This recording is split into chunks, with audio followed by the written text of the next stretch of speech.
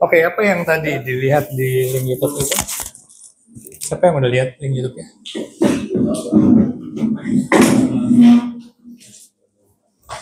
Siapa yang sudah?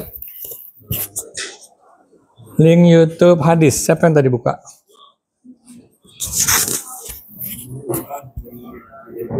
Hah? Kamu yang baca hadisnya ya? Ya. Yang baca hadisnya siapa? Apa yang kamu bacakan kemarin? Tentang film pengambil dan rukukan. Apa itu?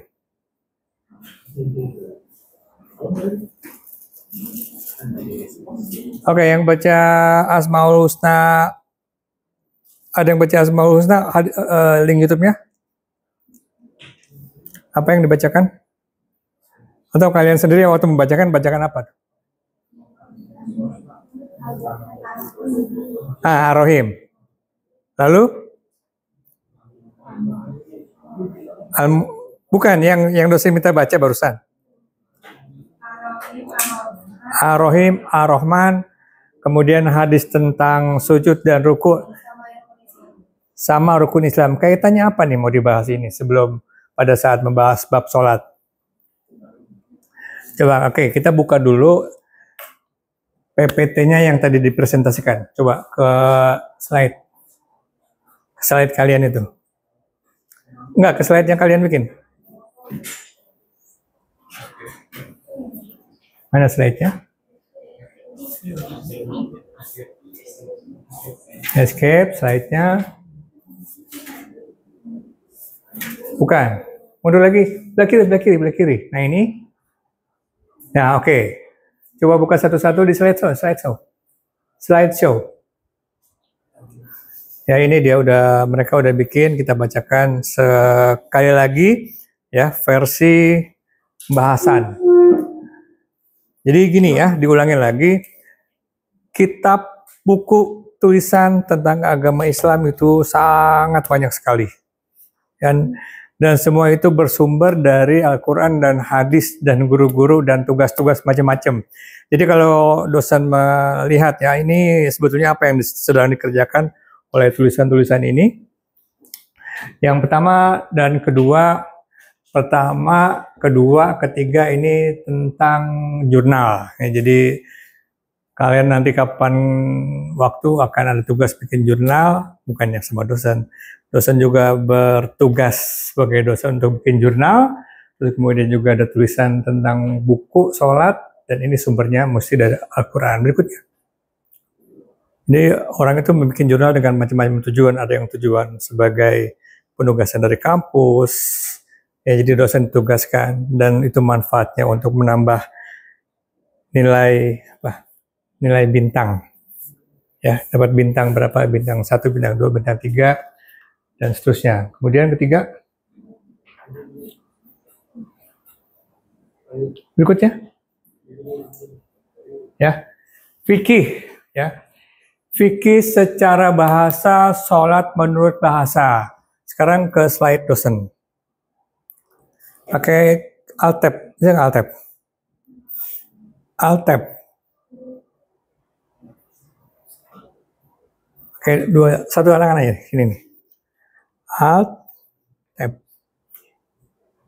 Nih. Alt-Tab. Deh. Nggak dapat. Ini. Mana?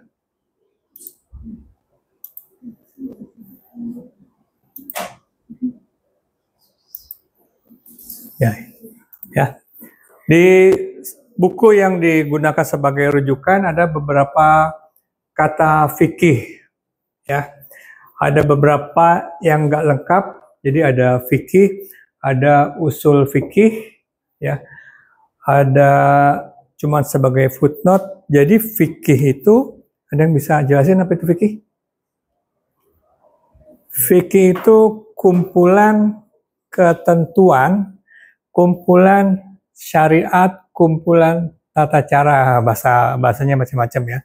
Nah, terus kemudian Itu sumbernya dari Al-Quran dan hadis. Ya, coba berikutnya. Panah bawah ya, panah bawah, panah bawah, panah bawah ini nih. Nah ya, nah tetapi di dalam perkuliahan di kampus kita ini, kalian cuma membahas atau dibahas 3 tentang fikih, ya, yaitu fikih sholat, fikih pernikahan yang disebut sebagai munakahat, ya, kemudian fikih muamalat. Fikih muamalat dosen nggak bikin link, ya, karena dosen adalah kepakaran atau kekhususan di bidang keuangan muamalat. Nanti pembahasannya juga nggak pakai link yang diberikan, nanti menyusul. Ya, jadi tiga ini yang dianggap penting pada perkuliahan di sini. Tetapi di semester ini ya ada kemungkinan ada perubahan, tetapi dosen masih menggunakan pembelajaran yang dosen ajarkan semester kemarin, ya. Dan ini yang memang sangat penting, ya. Kemudian berikutnya,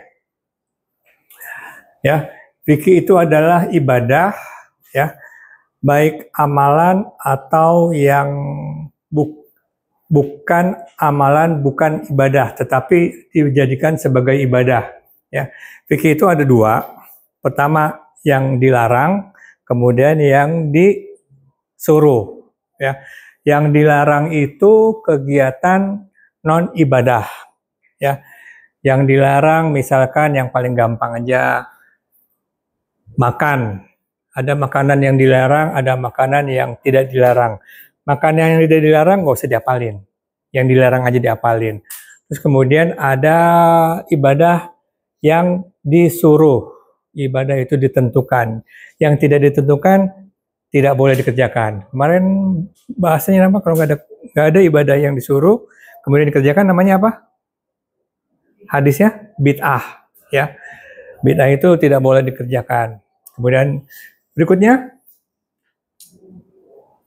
nah fikih ini adanya sebelum periwayatan atau pembukuan hadis, ya. Jadi fikih itu namanya imam, ya. Imam yang kita kenal di Indonesia secara umum ada 4 imam, ada Imam Syafi'i, Imam Maliki, Imam Hanafi, Imam Hambali.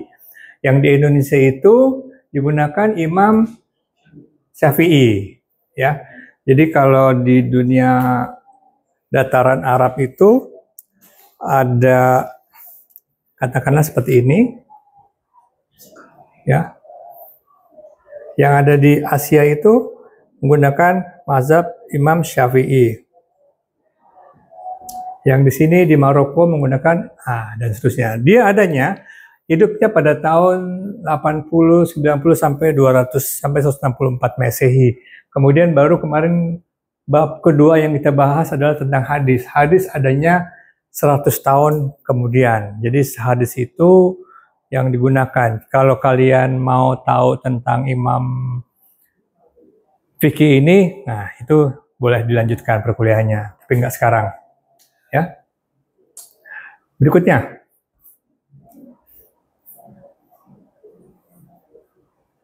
Berikutnya, pakai panah bawah aja. Nah, mundur, coba mundur. Mundur. Nah, ini salah satu perbedaan yang terjadi pada pelaksanaan sholat oleh 4 imam, ya. Ini Imam Syafi'i, ini tangannya diangkat, terus kemudian semuanya tangannya diangkat. Cuman ada yang angkatnya ke kuping, ada yang angkatnya di apa di sini? Di bahu, ya. Ada yang di dada, ya. Jadi ini sebagai sedikit saja sumber informasi bagi kalian kalau melihat di seputaran kalian itu ada yang begini, ada yang begini, ada yang begini, macam-macam, ya. Terus kemudian, dan ini sumbernya bukan dari sumber yang bisa dipakai, cuma dosen di sini tuliskan sumbernya bukan dari konten dakwah. Kemudian berikutnya, ini tentang apa nih? Namanya? Ya, nama istilahnya apa? Ya, tentang bersedekap, ya, tentang pegang perut, ya. Jadi ada yang di perut, ada yang di dada, ada yang di atas perut, ada yang lepas tangan. Yang lepas tangan siapa? Imam Maliki, ya. Jadi kalau di umat Islam yang tidak di Indonesia, dia Allahu Akbar lepas tangan. Jadi nggak pegang perut, nggak pegang dada. Ada beberapa, kalau kalian perhatikan, ada yang sebab begini, ada yang sebab begini. Itu nggak usah nggak dibahas sekarang, ya. Dosen juga nggak punya dasarnya. Berikutnya, ini tentang sujud, ya. Sujud ada yang kakinya, ini apa kelihatannya? Hah? Kakinya renggang banget, kakinya rapat, kakinya ini sama dengan ini, dan ini sama semua, ya. Ini jadi di antara 4 imam ini ada yang berbeda. Kemudian pada saat sujud, ya, tangannya juga ada yang tangannya seperti ini, ada yang di sini. Jadi dia posisinya sama dengan pada saat takbiratul ihram. Jadi kalau takbiratul ihram ada yang di sini, ada yang di sini, dan seterusnya. Ini bedanya, ya. Kemudian ini tentang apa nih? Tentang duduk, ya. Duduk ada yang ini sama ya. Ini sama, ini sama, ada yang duduknya begini. Dan ini kalau kalian perhatikan, ini biasanya duduk di antara 2 sujud. Bukan, ya, di antara 2 sujud. Dan ini duduknya sama. Yang tidak ada tapi kita sering lihat itu adalah pada saat duduknya berbentuk X kakinya, ya. Ya, itu justru di sini nggak ada. Itu jadi yang jadi pertanyaan. Nah, pada saat duduk ini sama semua tangannya, ada yang di sini, ada yang di dengkul, ya. Berikutnya. Nah, ini, ya, pada saat tahiyat, ya. Pada saat tahiyat ini ada yang tangannya lurus, ada yang bergoyang-goyang, ada yang bergoyang-goyang, ya. Jadi ini mazhab Maliki, ada yang bergoyang-goyang, ada yang maju mundur, dan kapan penentuannya, ada yang langsung begitu duduk tahiyat langsung menunjuk, ada yang pada saat asyhadu alla ilaha illallah. Jadi ini sesuatu yang kalian perlu ketahui tapi nggak usah terlalu diperdebatkan, tapi ini tahu sumbernya. Paling enggak ini dibahas, ya. Berikutnya. Ya, ini juga pada saat lihat kanan, lihat kiri, ya. Tahiyatul akhir, ada yang lihatnya segini, ada yang lihatnya sampai jauh-jauh banget, dan seterusnya. Ini ada perbedaan, ya. Berikutnya. Mundur lagi, ya. Mundur. Nah, pada saat ruku, itu tadi yang tadi ditanyakan, ini yang biasa, ya. Ini kan ruku nih. Pada saat sami Allahu liman hamidah, yang nggak boleh gerak harus begini, ya. Yang tidak boleh sami Allahu liman hamidah begini. Itu udah banyak pendapat itu tidak boleh. Jadi itu mesti dihindari. Oke? Ya. Kalau misalnya ternyata gerakan sholat kita tuh dari mazhab yang beda-beda, yang gerakannya yang sama. Nanti kan dikasih kesempatan tanya. Ini dosen lagi jelasin dulu. Ya. Oke, berikutnya. Nah, sholat, ya, tadi sudah disampaikan oleh presenter, itu adalah kegiatan, ritual, ketentuan itu yang harus dilakukan banget oleh orang Islam.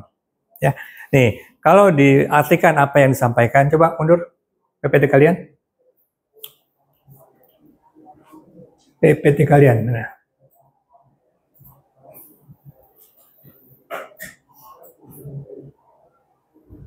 Tunggu dulu, belum, jangan itu, ya, jangan tutup. Oke, ini, ya. Bentar.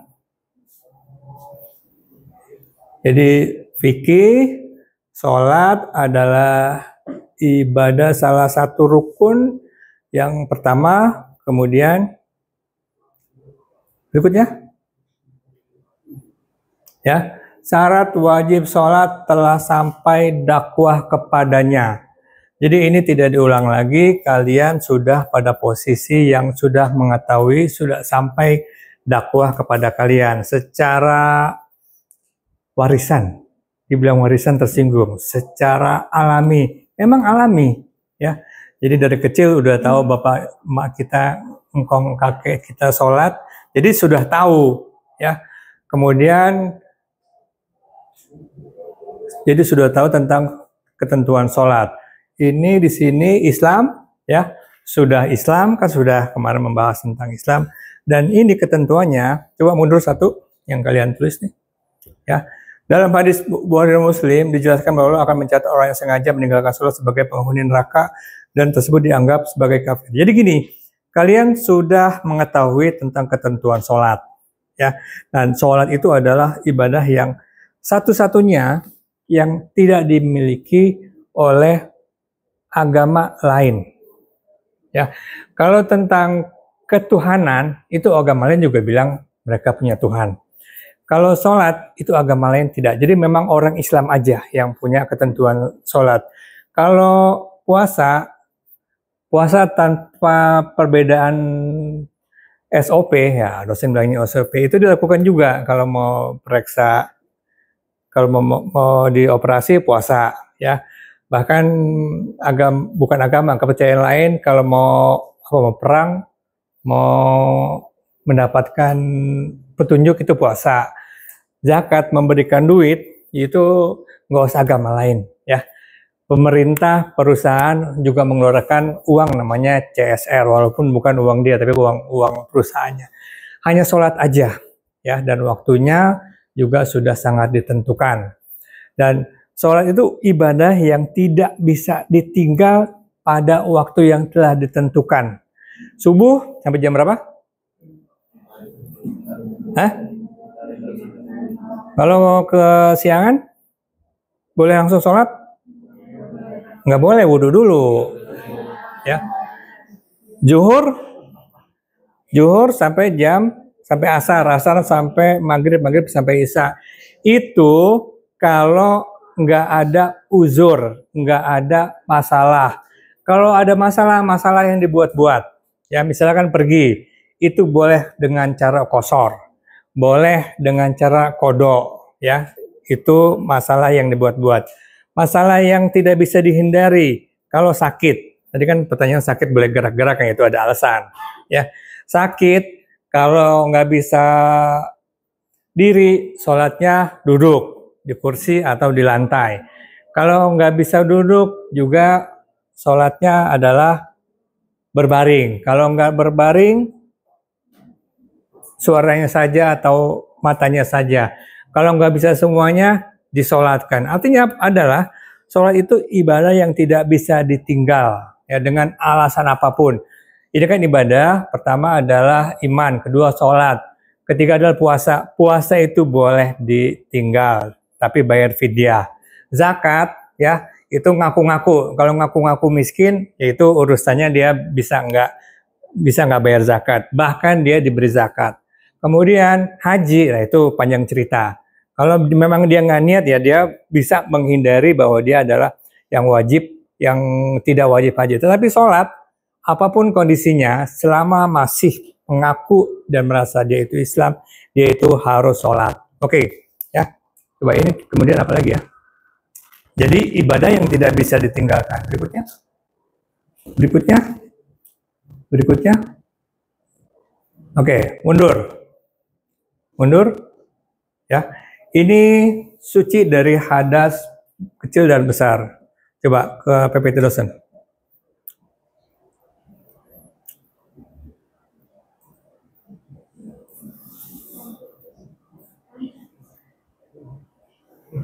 Ini yang kuning kayak ini. Ya ini ya. Oke. Ini di pencetnya dulu. Ini. Ya. Nah ya. Sholat ya itu lebih luas lagi dari yang dibahas. Ya. Jadi bukan teknik bukan teknis sholatnya yang tadi 16 itu. Ya, awalnya adalah takbiratul ikram dan akhirnya adalah tahiyat akhir, salam ya. Tidak seperti itu. Dosen membuatnya menjadi 3 ya. Teknis sebelum, saat pelaksanaan, dan sesudah ya. Nah, kebanyakan kalau belum ilmunya tinggi, ini kalian lagi belajar yang tinggi apa yang enggak tinggi nih? Hah? Aku enggak. Jangan panik. Emangnya pertanyaan gayanya begini. Kalian lagi belajar ilmu tinggi apa ilmu enggak tinggi nih? Buktinya apa? Hah? Buktinya apa? Buktinya kalian kuliah di perguruan. Jadi ilmunya ilmu yang. Jadi kalau tadi dosen di awal dengan ini jangan belajar gaya SMP, jangan belajar gaya MTS. Ini kalian udah dibayarin mahal belajar di perguruan tinggi dengan ilmu yang tinggi, ya. Jadi pertama adalah teknis sebelum. Jadi kalau tadi disampaikan oleh para presentasi itu cuman tentang wudhu aja, ya. Wudhu itu tidak hanya sekedar wudhu. Oke, gini. Berikutnya. Ya, ini tadi wajib normal duduk, tidur, mulut, mata, ada jama, ada kosor, ada koda. Nggak ada alasan. Ya, harus sholat. Dan itu sholat itu waktunya adalah zong. Ya, jadi kalau subuh pagi tadi nggak sholat, zong, udah hilang. Ya, nanti zuhur, maghrib dan sebagaimana kalau ada ketentuan bahwa dia alasannya nggak ada alasan, ya nggak ada alasan harus sholat. Kalau nggak sholat hilang udah keislamannya, ya. Kalau nggak sholat karena alasannya apa yang nggak ada yang diterima. Jadi kalau kalian melihat dosen ini kurang apa? Kurang ilmu ustadznya, kurang ilmu agamanya, cari alasan yang membolehkan bahwa dia boleh meninggalkan sholat dengan beberapa alasan. Nggak ada, ya. Alasannya apapun tetap nggak bisa ditinggal. Berikutnya, ya. Nah, ini bab pembahasan sebelum sholat. Ya, pertama kalau di buku di hadis itu namanya bab toharoh. Ya, bab toharoh itu adalah pembahasan tentang posisi kondisi sebelum orang itu sholat. Ya, itu babnya tidak sedikit. Coba ini yang dosen cari nih. Bentar nih.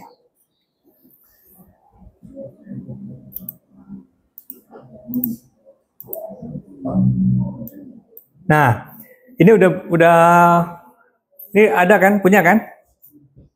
Punya nggak? Hah?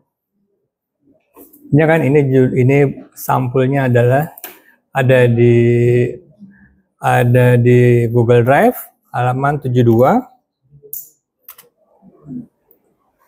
Halaman 72.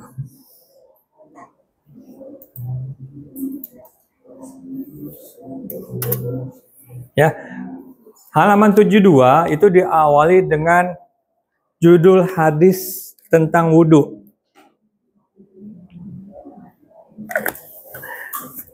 Sederhananya kita hanya mengetahui wudhu yang biasa, ya. Diawali dengan apa? Niat. Terus kemudian doa, ya. Tangan kanan, tangan kiri dan seterusnya. Ini hadis nomor 132. Coba turun sekali, kemudian keutamaan berwudu, keraguan masih punya wudu, banyak lagi. Turun lagi, pakai panah aja. Ya. Dengan hemat dalam berwudu lagi. Lagi terus menyempurnakan wudu, turun lagi. Turun lagi. Lagi. Termasuk di dalam bab wudu adalah doa masuk WC. Jadi itu bab yang terkait sama sebelum sholat.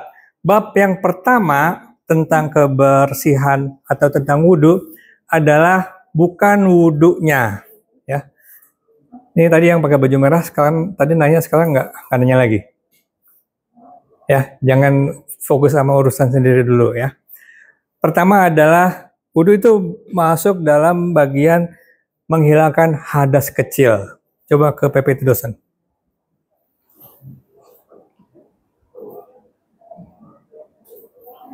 Oke, digedein ya. Sebelum ada hadas kecil, ada hadas besar. Dan ini merupakan satu titik di mana orang itu menjadi Islam sepenuhnya adalah pada saat pertama kali melakukan hadas besar, membersihkan hadas besar pada saat dia itu balik. Disitulah mulai kewajiban orang itu sholat. Untuk yang wanita itu mudah diketahui bahwa pada saat dia mendapatkan mens, ya. Untuk laki-laki pada saat dia sudah dewasa, sudah mimpi basah. Itu mulai kewajiban sholat yang harus kalian ketahui. Ya, jadi bukan langsung kepada wudhunya. Ya, nah di ebook Bukhari itu ya memahami atau mempelajari tata cara mandi wajib yang disebut dengan toharoh. Ya, jadi mandi wajib itu awal dari kewajiban dia dari sholat. Jadi kalau sudah bersih menstruasi, kalau sudah selesai atau sudah dapat mimpi basah, itu kewajiban dan tata caranya diajarkan di bab toharoh. Dimulai dengan wudhu, kemudian membasuh rambut, kemudian mandi, disunahkan menggunakan wewangian. Kemudian, ya ini jadi kalau cuman bab sholat doang, dia nggak mempelajari hal itu. Jadi sebelum untuk sholat juga harus diketahui yang mana mani, yang mana wadi, yang mana mazi, ya, yang mana nifas, yang mana junub, ya. Kemudian tadi kan membahas tentang WC, ya, tentang kebersihan celana, ya, kebersihan celana dari cipratan najis, cipratan kencing. Kalau celana kecipratan air kencing itu wudhu sampai berapa kali? 3 kali, 4 kali, sholatnya nggak sah. Ya, wudhunya nggak sah. Jadi mesti diketahui bahwa celana kita bersih dari cipratan najis, ya, cipratan air kencing dan cipratan air tinja. Itu mesti dipelajari. Ya, kencing yang bagus itu kalau berdiri kemungkinan besar dia akan nyiprat kemana-mana. Ya. Disunahkan WC-nya WC jongkok, ya. Kemudian tadi kan juga dibahas model kamar mandinya di Islam juga dibahas, model WC-nya dibahas. Yang tidak boleh itu buang air besar menghadap ke kiblat atau membelakangi kiblat, ya. Itu yang mesti dibahas. Kemudian wudhu dengan air apa itu juga dibahas. Jadi ada beberapa air, kalau kita bicara itu kualitas air yang bisa dipakai untuk wudhu, air yang bisa tidak dipakai untuk wudhu, misalkan air sungai, air laut, ya, air Coca-Cola, air Sprite, air sirup, itu dibahas di dalam bab hadis, tapi dosen nggak bahas. Jadi ini penting banget mengetahui sebelum sholat itu banyak hal-hal yang mesti diketahui. Jadi bukan cuman sholatnya aja, ya. Berikutnya, kemudian fasih bacaan sholat, ya. Jadi bacaan sholat itu, kenapa tadi dosen mau meminta kalian membuka lagi tentang Asmaul Husna? Apa yang diminta tadi babnya? Asmaul Husna yang mana aja? Kan cuma 3. Kapan kita menyebutkan Ar-Rahman pada saat sholat? Bismillahirrahmanirrahim. Yang Al-Malik yang mana? Al-Fatihah ayat ke Malik Yaumiddin. Jadi melakukan sholat itu harus tahu banget. Jadi udah pendidikan tinggi, udah harus tahu banget apa yang dibacakan, apa maksudnya, nggak cuma apal doang, ya. Pada saat kita bilang Allahu Akbar, ya, itu kemarin ada yang milih Al-Akbar nggak?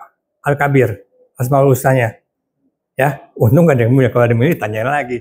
Allahu Akbar, Bismillahirrahmanirrahim. Jadi kita memahami banget maksud-maksud itu. Memang nggak gampang, ya. Jadi sholat yang baik sama seperti kalian kuliah yang baik nggak gampang.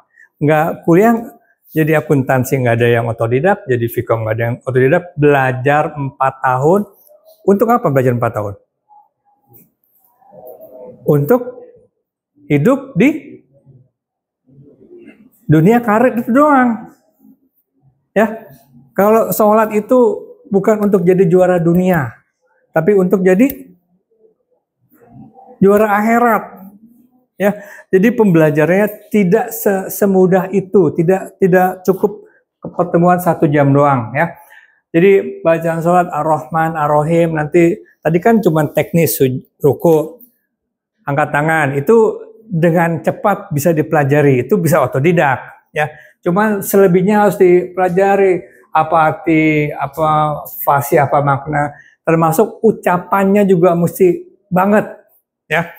Bisa Bismillahirrahmanirrahim. Kita mesti ingat yang mana sadah, yang mana ha. Ada Bismillahirrahmanirrahim, ada berapa ha di situ?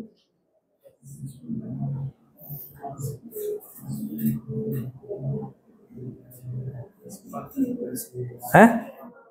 1. Ada berapa hak? 2. Bismillah pakai hak. Ya Rahman pakai hak. Ya Rahim pakai hak. Itu baru 1 ayat tuh. Belum Alhamdulillahirabbil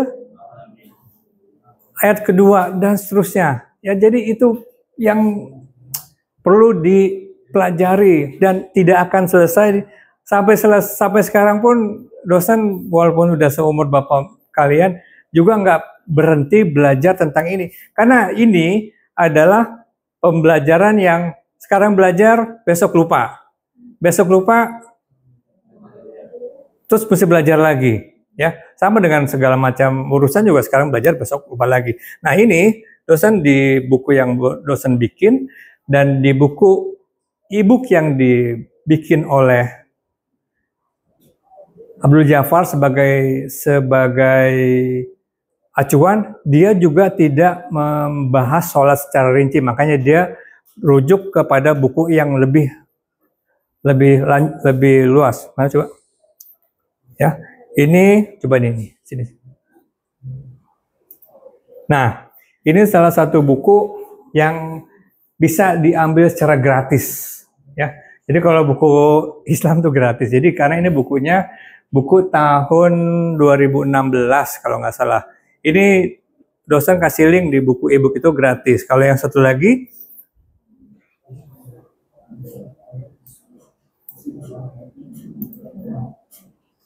mana?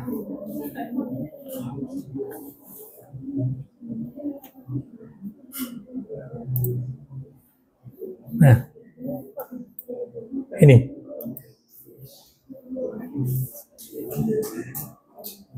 Bukan. Ini kan hadis.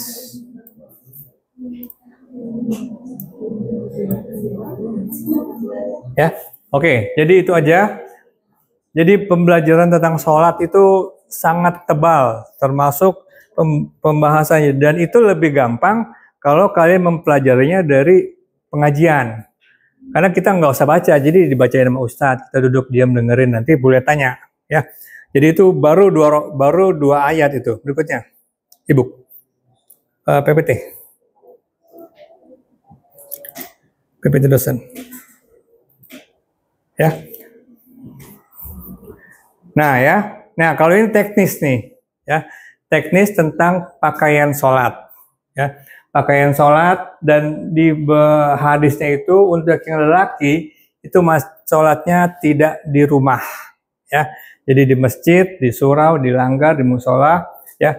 Sholat subuh dan isya itu hadisnya buat laki-laki kalau tidak sholat subuh di masjid dan isya di masjid itu bisa disamakan dengan orang munafik, ya. Terus kemudian kalau sholat Jumat itu memang paling ramai dan sunnah Jumat, ya, ini mestinya dibacaan setiap Jumat. Jadi Jumat itu adalah hari rayanya orang Islam. Jadi setiap hari Jumat disunahkan mandi sunnah, keramas, memakai wewangian, datang ke masjid lebih awal yang banyak melakukan ibadah sunnah, dan yang paling berat adalah memberi sedekah. Kalau yang lain itu bisa dikerjain dengan mudah. Berikutnya. Nah, ya, jadi kaitannya tadi sama saya sudah mendapat dakwah untuk sholat, itu ada di dalam, tadi sama, Al-Ankabut ayat berapa? Apa yang dituliskan di situ? Al-Ankabut ayat 45 apa tuh? Apa narasinya? Apa narasinya?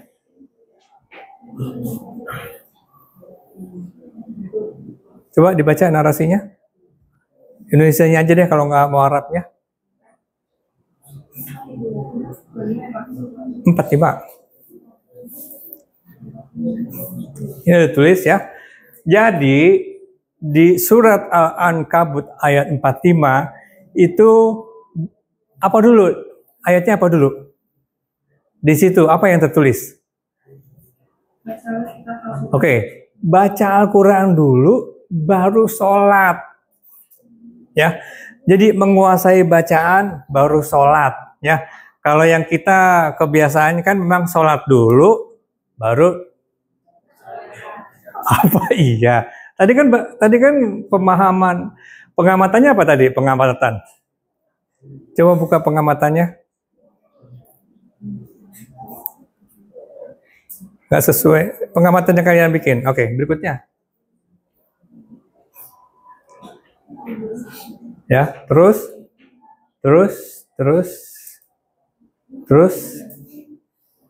pengamatan. Lagi? Nah ini op tadi. Masalah yang dialami publik. Siapa itu publik? Hah?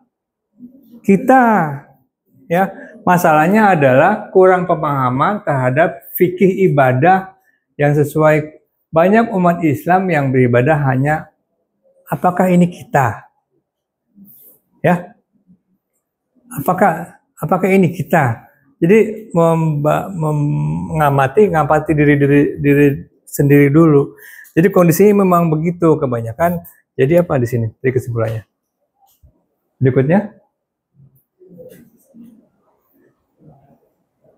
dia nih. Menurut kami, ya, dengan memahami fikih sholat berharap, jadi buku fikih sholat itu banyak yang gratis. Kalau kalian ngomongin beli buku, kayaknya udah bukan waktunya. E-book gratis itu banyak. Oke, berikutnya ke PPT dosen.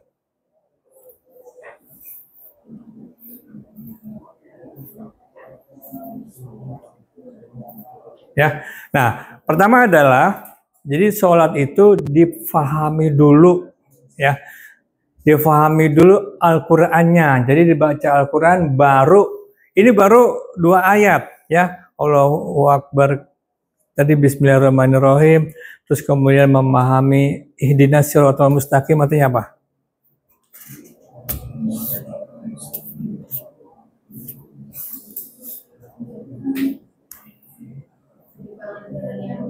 Tunjukilah jalan yang lurus, ya. Jadi Al-Fatihah itu adalah doa. Jadi setiap sholat itu kita minta doa, ya. Kalau kagak paham bahasanya doang, ya, itu nggak akan dapat tujuannya, nggak dapat maknanya, akhirnya juga nggak kemana-mana, ya. Terus kemudian di sini dibacakan bahwa sholat itu nilainya lebih besar dari segala macam ibadah yang di sini teruskan nih. Utamanya daripada ibadah yang lain. Jadi ibadah ada yang lain, ada yang mahal, ada yang susah, ya, ada yang ibadah lain. Tetap yang paling penting adalah sholat. Dia nggak hanya diwajibkan, tapi memang lebih penting dan sangat dipentingkan. Jadi tidak bisa ditinggalkan. Kalau yang lain diulangi tadi bisa ditinggalkan. Berikutnya. Nah, ini masih Al-Ankabut makna sholat. Jadi orang Islam itu kegiatannya adalah antara sholat dan sholat lagi. Ya, berapa hari melek sehari? Berapa hari hidup sehari? Berapa jam hidup sehari? 8 jam. Hidup, tidak termasuk tidur. 16 jam ya. Dari subuh kita menjaga diri kita ketemu sholat zuhur. Antara subuh sampai zuhur itu menjaga kualitas sholat ya. Jadi tidak hanya sholat dari wudu sampai tayyut air berapa rakaat? Berapa menit? Wudunya berapa menit? Cepet amat. Wudu berapa menit? Wudu sampai sholat ada 10 menit? 9 menit? 10. Sholatnya udah hafal kan? Berarti bisa cepet-cepet. Tapi cepet sholatnya. Ya, oke. Kemudian masih melakukan hal keji, masih melakukan nih hal yang keji nanti dibahas ya. Kemudian berikutnya, nih ini udah hafal kan surat ini kan? Al-Ma'un. Jadi apa kalau ditanya apa definisi orang itu sudah sholat dengan baik? Ya, ini di surat Al-Ma'un itu di ayat keberapa nih? Ayat ke-4 ini kalau di Al-Quran ini kok nggak kelihatan ya? Itu ditandai dengan tanda wasol, jadi nggak boleh berhenti. Artinya adalah orang yang sholat, apa tulisannya? Al-Qurannya? Fawailul lil musallin. Artinya, celakalah orang-orang yang sholat. Maksudnya? Iya, karena ini ayatnya lanjut ya. Jadi kalau orang yang sholat, kemudian orang-orang yang ada sholatnya masih berbuat ria, enggak menolong sesama, ya. Wal musallin alladzina-hum an sholatim sahun alladzina-hum yuraun wa yamna'unal ma'un. Mereka yang masih apa tuh? Artinya, mereka yang pelit, mereka yang tidak peduli terhadap kemiskinan, ya itu di satu surat ini aja. Jadi nggak melulu saya sholat kemudian lingkungan saya. Ini salah satu makna dari surat Al-Ma'un. Jadi nggak hanya sholat, gampangnya kasarnya tundak-tundik ya, sholat tapi tidak peduli, itu baru satu ayat ini aja. Berikutnya. Ya, nah tugasnya bukan buat dosen, tugasnya buat kalian mengerjakan sholat ya dengan tiga ketentuan tadi itu. Pertama, sebelum sholat pastikan ilmunya cukup, ya. Kalau ilmunya lebih dibagi-bagi. Jadi ustazah, jadi ustaz itu kalau lebih, kalau cukup buat diri sendiri dulu, ya. Terus kemudian sholat dipelajari, dipahami semuanya, dan terakhir apa? Menjaga kualitas bahwa saya adalah orang yang sudah melakukan sholat dengan balik lagi kepada ilmunya itu tadi, ya. Orang yang sudah, jadi bukan definisi dari dosen, bukan definisi dari kalian sendiri yang sudah sholat itu seperti apa, itu dipelajari lagi, ya. Oke, bisa di